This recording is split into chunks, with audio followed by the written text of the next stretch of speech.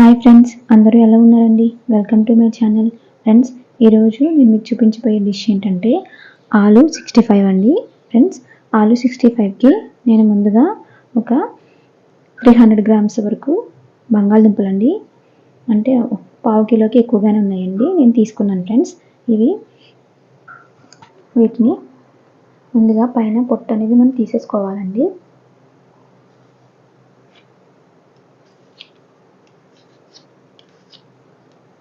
Friends, ఈ విధంగా మనం తీసుకున్న వాటన్నిటిని మొత్తం పైన పొట్టంతా తీసేసుకోవాలి.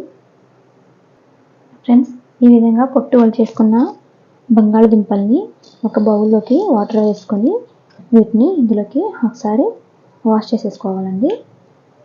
ఫ్రెండ్స్, ఈ విధంగా వాష్ చేసేసుకొని వీటిని పక్కన పెట్టుకోవాలండి.